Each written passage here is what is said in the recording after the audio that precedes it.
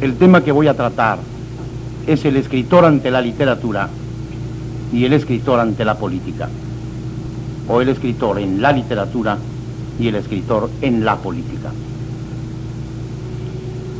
Es un tema que más o menos manejo a fondo por mis ocupaciones, tanto en la literatura como en la política. Cuando hablo de esto, habitualmente no tropiezo. Sin embargo, aquí y ahora, no me siento completamente seguro por algo que sucedió a lo largo de la mañana de hoy. El señor presidente municipal me llevó a recorrer la ciudad de Reynosa. Ante los innumerables problemas y la magnitud de los problemas que vi, ante la pobreza que hormiguea como si tu cinturón atroz alrededor de Reynosa, ante tantísimo que hay que hacer, ante los recursos tan escasos con que se cuenta para satisfacer tan grandes precariedades, sentí y siento aún en este momento, y sentiré durante mucho tiempo, que lo que pueda yo decir de la literatura y de la política es cosa casi vana frente a lo que yo podría hacer si en vez de ser escritor fuera una persona un poco más útil a la sociedad.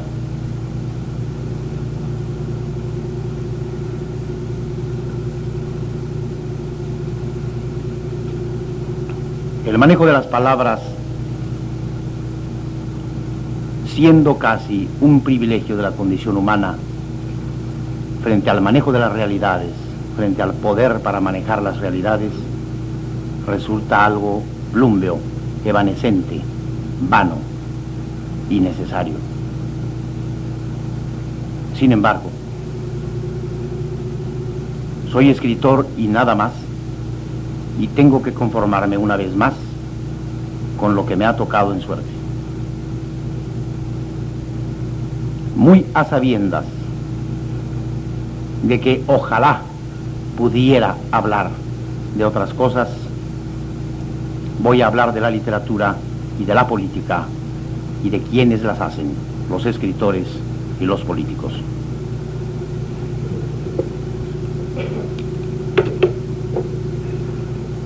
¿Qué es un escritor?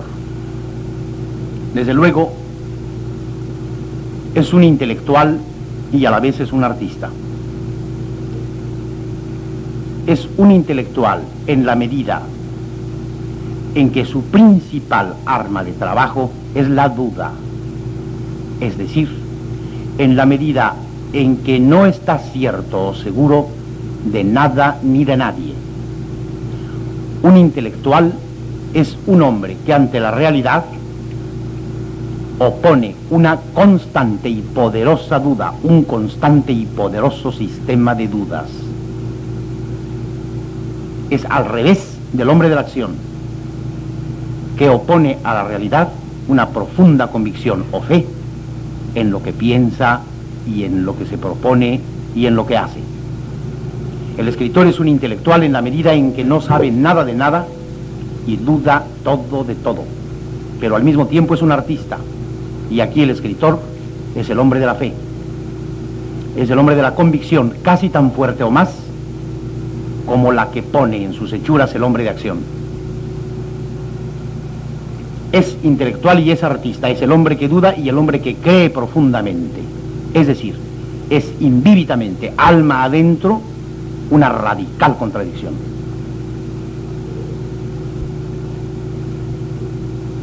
Es un intelectual y artista hecho para las palabras, de palabras y por las palabras. Es lo más alejado que pueda imaginarse de lo que es un hombre natural, un hombre habitual, un hombre normal. un hombre fácilmente reconocible. Es intelectual y artista de, para y por las palabras. Casi podríamos decir que es un hombre hecho de palabras, que no es un hombre, sino un diccionario, una sintaxis, una pura organización verbal. Si pensamos un momento y vemos que las palabras son apenas sonidos, sonidos significantes, solo en la medida de los consensos o de los acuerdos que a propósito de esos sonidos hagamos, y que a poco andar casi son meros sonidos, o sea, no significantes, y a poco más andar son cápsulas de vacío, estrictamente nada. El escritor es el intelectual y el artista relleno de nada, hecho para nada, hecho por nada.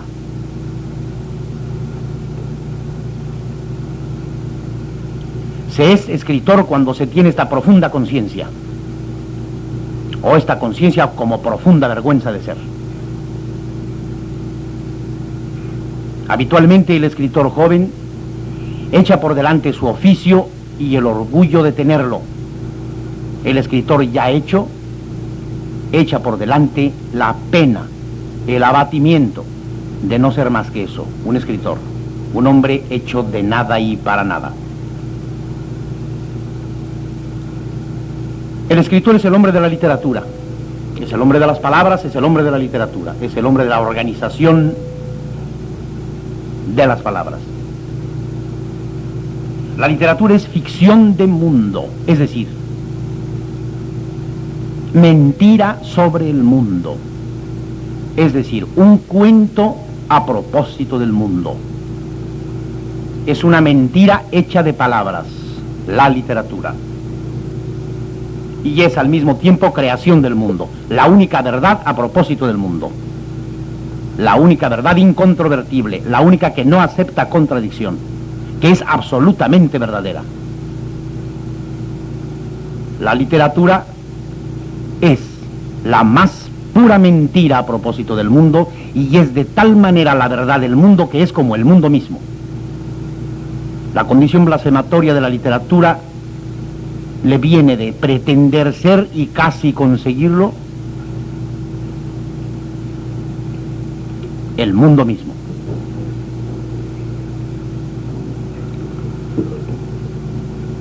¿Se oye bien? ¿Allá?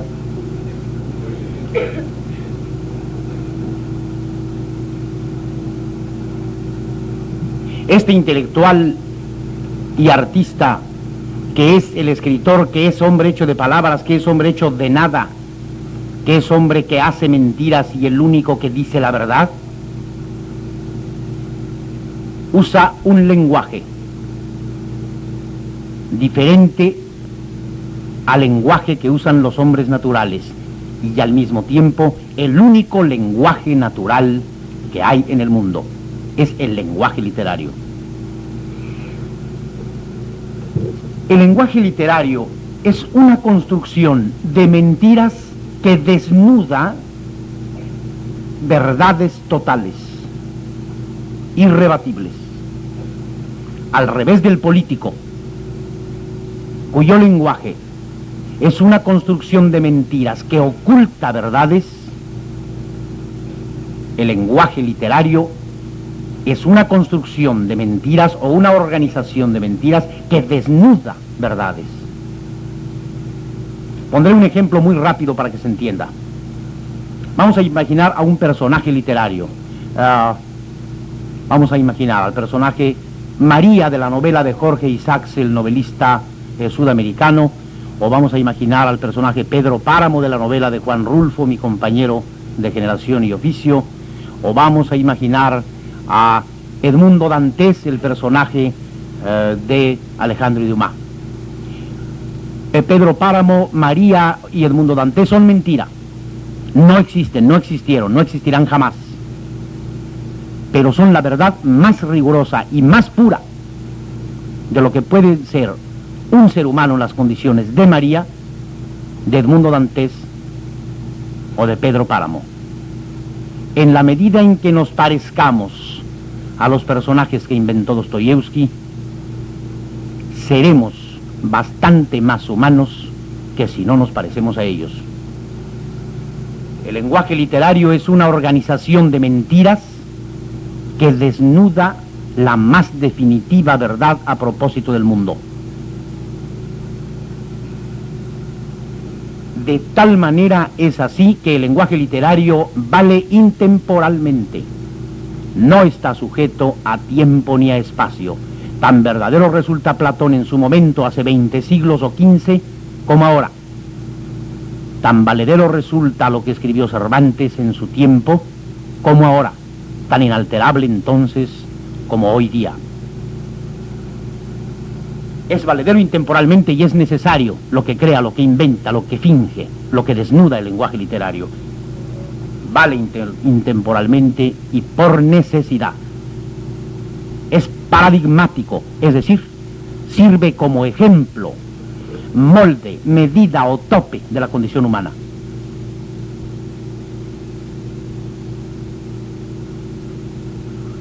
Podemos imaginar una construcción literaria tan definitiva, tan permanente, tan sólida, tan redonda, tan completa, tan absoluta y perfecta, como por ejemplo la que imagina Cervantes para crear el Quijote.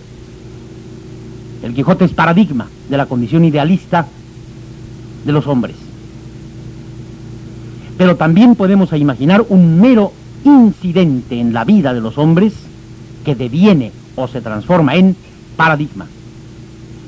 La literatura japonesa, por ejemplo, se afana en contar las minucias más minuciosas, o más minuciosamente minucias, o más mínimas minucias que uno pueda contemplar. Arman los japoneses una novela de 1000 páginas a propósito de la manera como se levanta una mujer de la cama en la mañana, o a propósito de la manera como un viejo sonríe a su perro. Es aparentemente lo más idiota que podría ocupar a un escritor, lo menos trascendente, lo menos paradigmático. Y sin embargo, allí, la literatura, los escritores japoneses, logran momentos de eternidad indudable sobre la vida o para la vida de los hombres en la tierra. El lenguaje literario vale intemporalmente, es necesario, es paradigmático y nunca accidental. El lenguaje literario vale intemporalmente, es necesario, es paradigmático y nunca accidental. Nunca aledaño o marginal, nunca ancilar.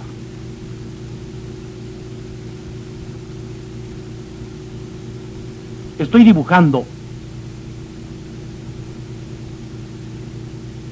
tal vez con pedantería o con exceso de arrogancia, lo que es un escritor en la literatura, para que lo veamos inmediatamente después tropezar,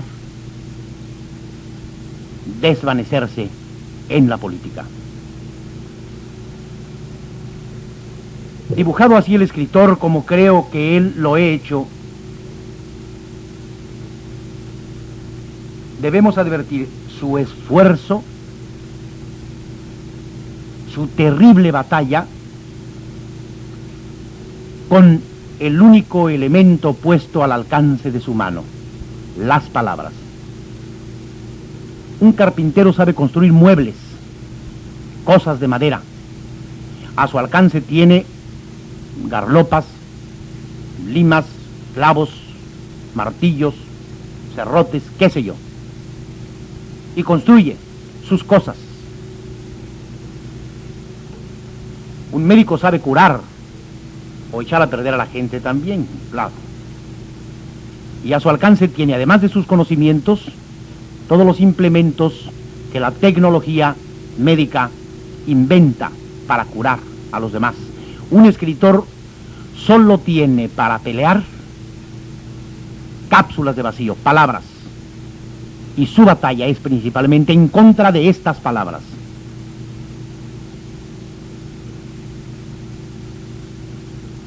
A poco repetir una palabra, pierde totalmente su significado. Si nosotros decimos alma una sola vez, el contexto social en que vivimos y el contexto religioso y político y demás, dota de inmediato de sentido a la palabra alma.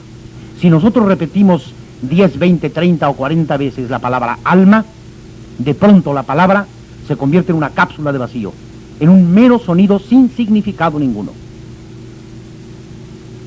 Alma, alma, alma, alma, acaba siendo una sucesión de vocales y consonantes, valedera como cualquier otra sucesión, o tan sin valor como cualquiera otra. El escritor lleva las palabras adentro, y las lleva así, como digo, como cápsulas de vacío. Su tremendo esfuerzo diario es dotar de sentido único, nuevo siempre, a cada palabra que usa.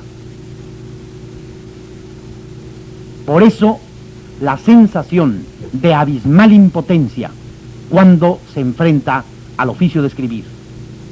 Y además,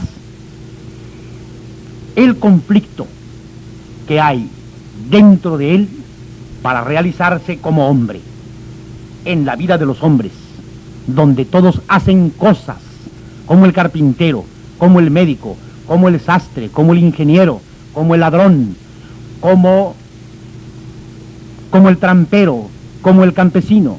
Cualquier hombre hace cosas, el escritor no hace nada, simplemente se enfrenta y domeña contenidos de vacío. Hay en esto una íntima y honda frustración en el hombre escritor. Sobre todo en nuestro mundo, en el tercer mundo, en los países, por ejemplo, de África, de buena parte de Asia y de Hispanoamérica, donde la urgencia es hacer cosas y no organizar llenazones de vacío. Ojalá hasta aquí las cosas vayan siendo más o menos claras. Pertenecemos al tercer mundo, pertenecemos a un país sumamente pobre, sumamente desorganizado, sumamente anárquico en sus relaciones humanas, sumamente primario en la búsqueda de sus finalidades. Pertenecemos a un país que casi podríamos decir que todavía no comienza a hacerse. Va a terminar con éxito sus estudios de primaria y secundaria. Este fue quizás... Si comparamos nuestro estado de civilización y de cultura y de civismo con el estado que esto guarda, por ejemplo, en los Estados Unidos o en Francia, en Inglaterra, en Japón, en China, en la Unión Soviética, en Italia, aún en España, veremos que apenas vamos abriendo los ojos a la realidad de la vida y del mundo.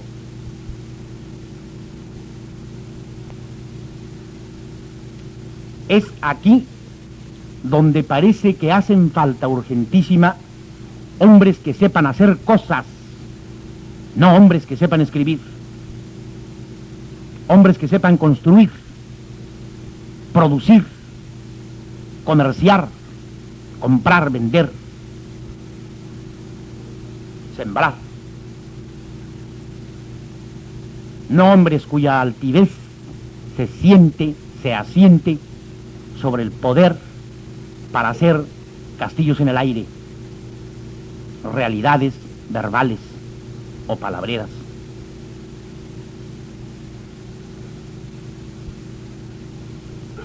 Con esta conciencia de fracaso, de frustración o de innecesariedad, se enfrenta el escritor cuando llega a la política. Políticamente, un hombre es un territorio determinado, con una determinada historia y con determinadas gentes con las cuales hace la vida.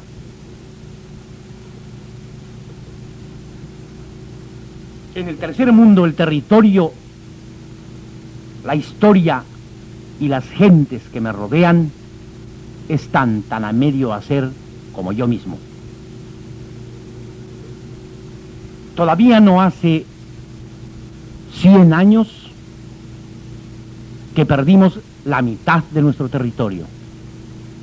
No sabemos si perderemos la otra mitad. Todavía no hay quien se ponga de acuerdo entre nosotros a propósito de lo que hemos vivido inmediatamente atrás o en lo remoto, en lo antiguo. Todavía hay quien le niega todo crédito a Cortés o se lo niega totalmente a Moctezuma y a Cuauhtémoc.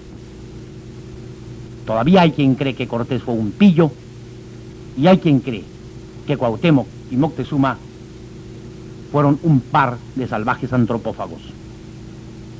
No nos ponemos de acuerdo en lo que hemos vivido y no estamos seguros, salvo que en ello nos vaya la vida, de mantener nuestro territorio tal como está. Las gentes que nos rodean, además, o sea, nosotros mismos, que nos rodeamos entre nosotros mismos, todavía no sabemos exactamente qué somos ni qué queremos.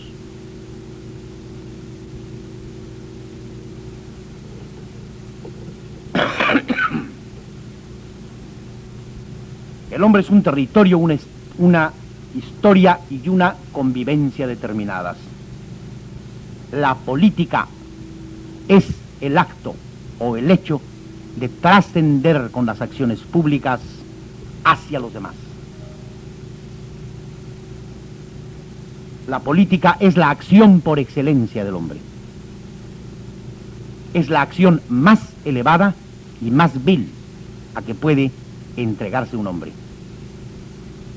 Es la trascendencia de cada quien hasta los demás. Es no quedarse arropado en uno mismo, en una actitud de placer solitario y cínico. Es entregarse al uso, al servicio de los demás. En los países de mucho desarrollo cívico, en los países de civismo rico, la política es el ejercicio de un constante sacrificio personal en bien de la nación o de la patria.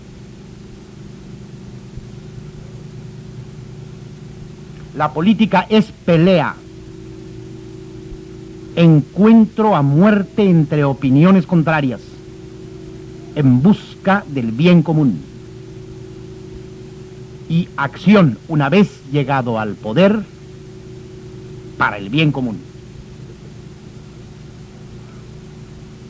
En los países de mucho civismo, la política no es el poder, sino el ejercicio del poder en beneficio de la colectividad. En los países del tercer mundo, la política es el poder.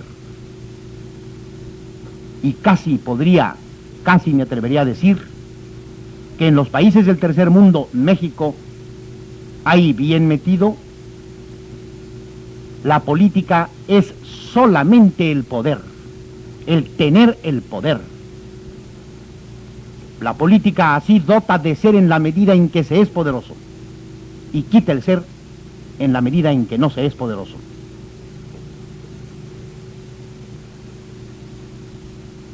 El hombre del poder en México es el hombre que sabe, que tiene razón, que conoce, que piensa correctamente, que no se equivoca jamás.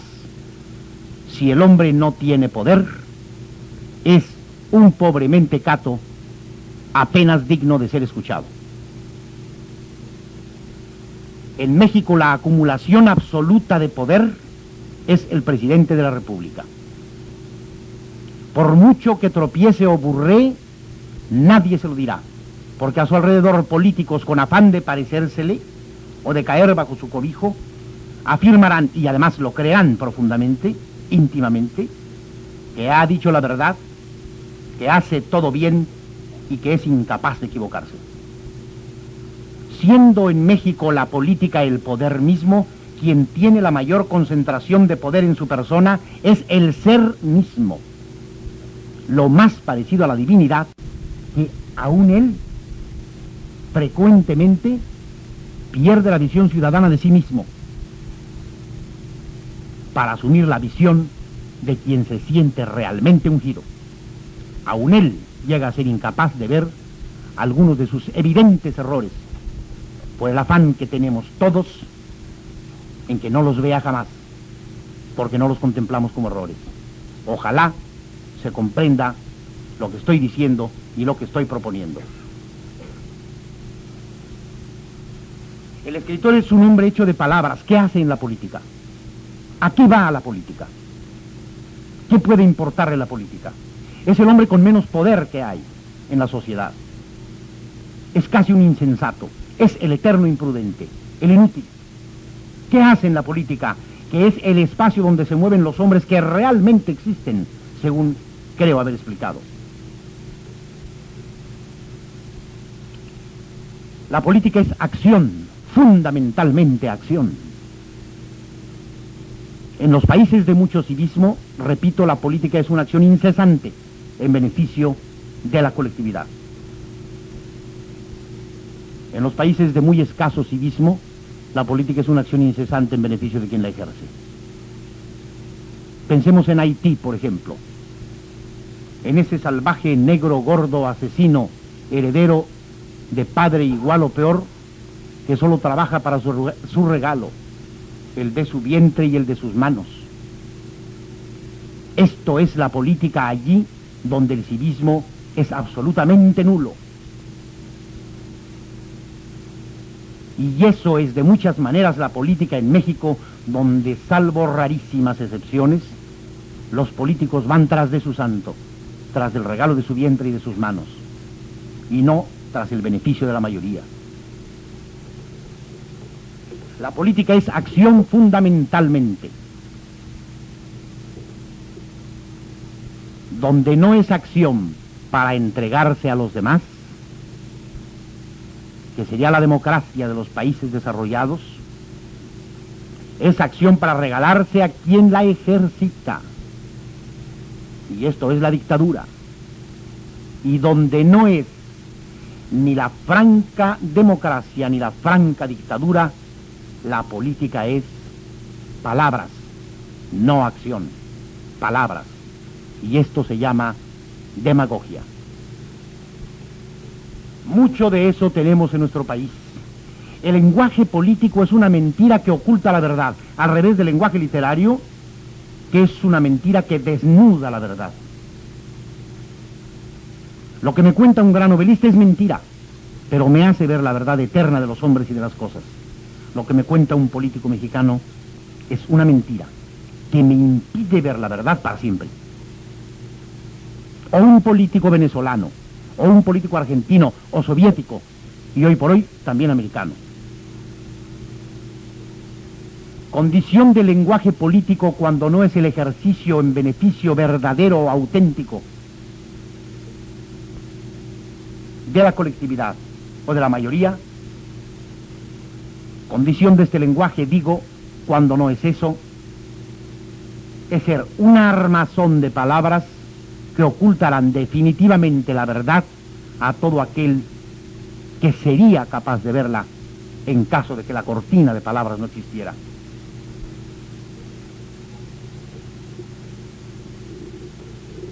En los países ordenados o regidos por la demagogia, la pugna entre los hombres de las palabras, que son el escritor y el político, es a muerte, siempre y cuando el escritor no se venda para transformarse en un palabrero más.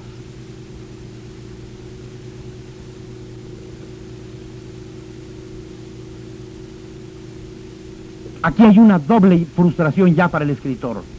Ni funciona en la sociedad como hombre natural, ni funciona en la política como demagogo. Es, en estos casos, realmente un solitario de lo más inoperante, de lo más estorboso.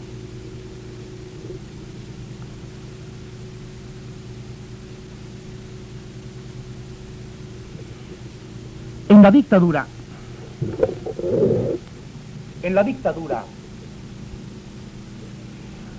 la palabra del escritor lo enfrenta violenta, desnudamente con el dictador, y el dictador lo manda a matar, o lo encarcela, o le manda a cortar la lengua, como entre nosotros Victoriano Huerta, por ejemplo, como en España, como en Estados Unidos, como en Argentina, como en Santo Domingo, como en la Unión Soviética. Cuando el dictador se da sin más, el escritor debe morir.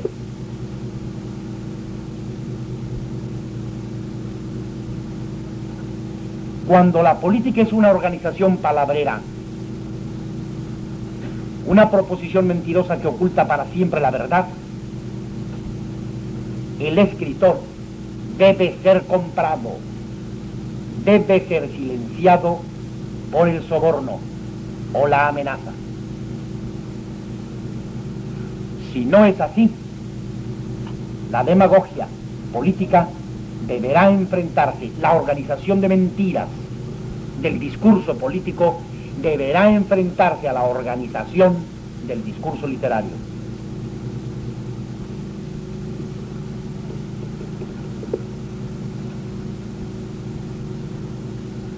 En algún sexenio pasado me enfrenté vehementemente al jefe del Estado. Me mandó llamar y me dijo: ¿por qué me ataca usted? Y porque lo está usted haciendo mal. Y está usted contando mentiras, además de hacer mal las cosas. Me dijo: lo voy a desafiar a que le crea más a usted el pueblo que a mí. Le dije: acepto el desafío, pero no me impida escribir en los periódicos, ni en las revistas, ni usar la radio, ni la televisión. Y le acepto el desafío. Era el presidente entonces un hombre inteligente, aunque iracundo. Y me dijo: su discurso peca de una cosa, de que quiere ser verdadero. Le voy a ganar porque yo sé que mi discurso es mentiroso. Le dije lo siguiente: para el pueblo ambos discursos van a ser mentirosos o verdaderos, y el triunfo se lo llevará quien mejor maneje su propio discurso. Y me dijo: por eso le impido el uso de los periódicos, la radio, el cine y la televisión, porque en eso usted tiene razón.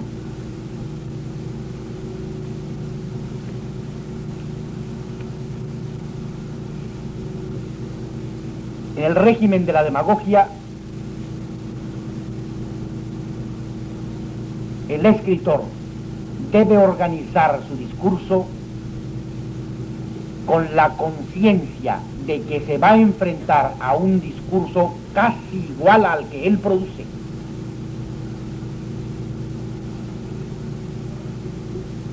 De que su discurso no podrá ser comprobado en la realidad diaria.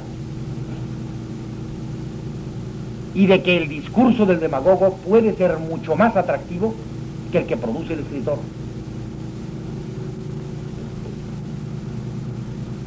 En el régimen de la demagogia, el escritor debe estar cierto de que a pesar de todas estas desventajas, su discurso habrá de desnudar una verdad que el discurso del demagogo no podrá seguir ocultando.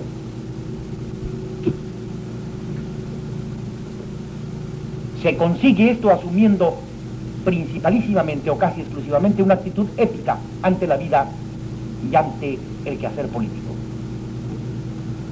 El político no es un hombre ético, no es un hombre moral, no es un hombre que deba ser medido con reglas o normas morales, sino con reglas o normas de eficacia. El escritor es un hombre que debe ser medido con reglas y normas éticas, morales. Si el escritor enfrenta una predicación moral a la predicación circunstancial y fatalmente mentirosa del demagogo, el escritor a la larga acabará ganando.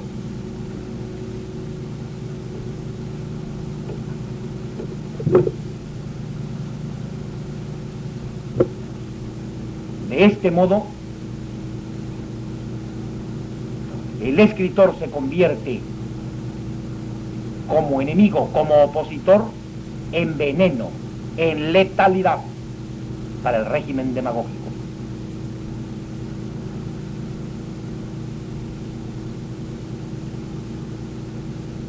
A este hombre que he definido ya, que he tratado de dibujar ya como inoperante, casi como inexistente en la sociedad, no le queda más que, por este camino, crear consensos, crear el mundo de las palabras, sobre todo en el tercer mundo, donde las palabras no tienen por qué existir. Crear una conciencia de que existe ese mundo, de que existen las palabras, y que las palabras pueden llegar a tener peso específico.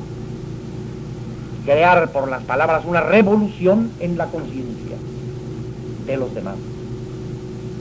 Crear por la revolución consciente o la revolución espiritual una evolución en la convivencia. La posibilidad de andar hacia adelante mejorándonos todos a la vez.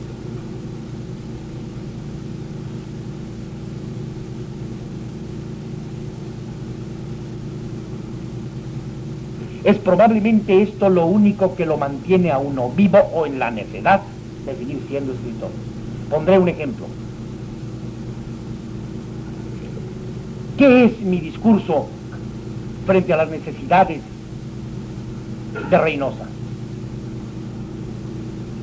Frente a las colonias proletarias que me llevó a recorrer el presidente municipal.